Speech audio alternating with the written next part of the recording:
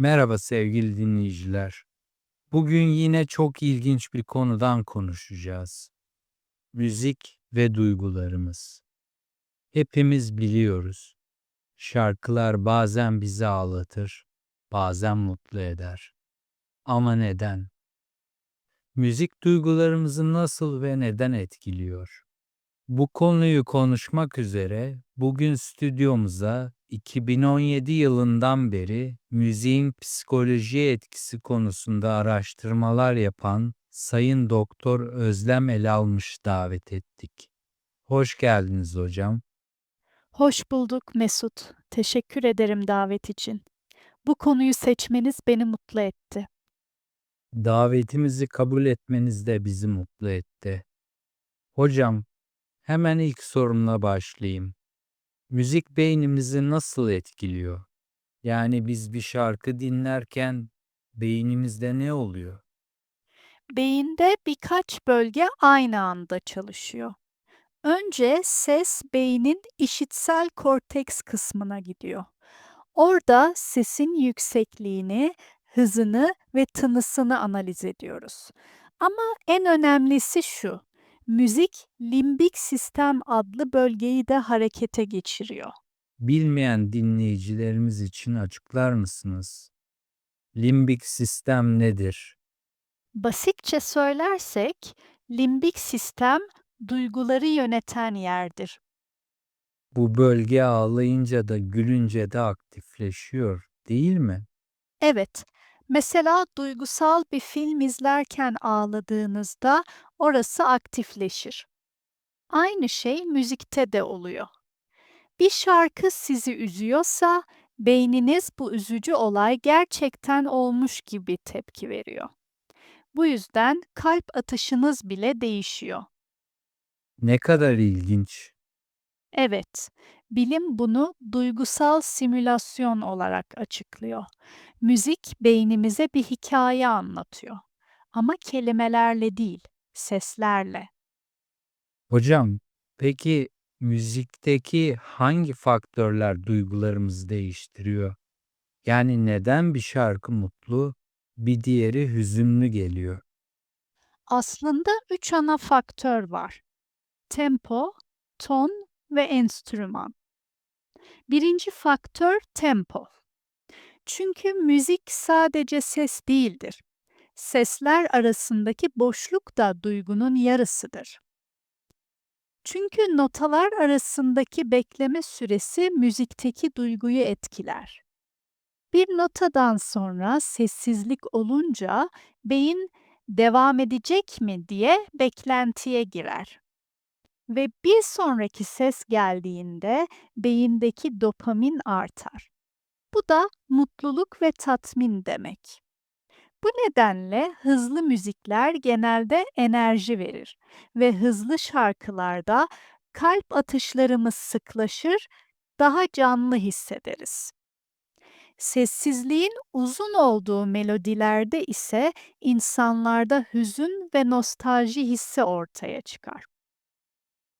İkinci faktör ton. Majör tonlar genelde mutlulukla, minör tonlar ise hüzünle ilişkilidir. Mesela klasik müzikte Chopin'in parçaları genelde minör tondadır. Bu yüzden biraz melankolik gelir. Son faktör de enstrüman. Her enstrümanın sesi farklı bir duygusal etki yaratır. Mesela keman genelde hüzün verir. Piyano hem mutluluk hem üzüntü verebilir. Davul ve bas ise güç ve enerji hissi yaratır. Yani aslında bir şarkının bizi üzmesi rastgele değil, tamamen bilimsel. Kesinlikle. Mesela Japonya'da yapılan bir araştırmada insanların %80'i yavaş ve düşük sesli müzikleri üzgün olarak tanımlamış. Zaten demin bunun nedenini açıkladım. Demek ki kültür değişse bile bazı sesler herkeste benzer duygular yaratıyor. Evet, çünkü bazı şeyler biyolojik. Mesela düşük frekanslı sesler beynimize tehlike sinyali veriyor. Bu yüzden korku filmlerinde genelde düşük tonlar kullanıyorlar. Peki, herkes aynı müzikte aynı duyguyu mu hisseder? Bana herkes her melodide aynı şekilde hissetmiyor gibi geliyor. Çünkü mesela beni çok etkileyen bir şarkı bir arkadaşımı hiç etkilemeyebiliyor. Tabii, bir müziğe herkes aynı tepkiyi vermez. Çünkü müzik kültüre ve geçmişe, yani kişisel anılara bağlıdır. Bazı insanlar çocukluk şarkısını duyunca duygulanır. Çünkü o şarkı bir anıyı geri getirir. Ama diğer insanlar için o şarkının hiçbir anlamı yoktur.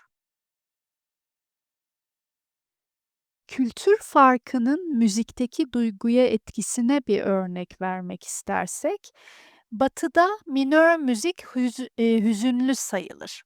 Ama bazı Orta Doğu müziklerinde aynı ton derin ya da romantik olarak hissedilir. Yani bazı sesler biyolojik olarak herkese etkiler ama duygunun derecesi kişiden kişiye değişir. Bu benim şimdiye kadarki en keyifli podcastlerimden biriydi hocam. Her gün müzik dinliyoruz ama bunların farkında değildik.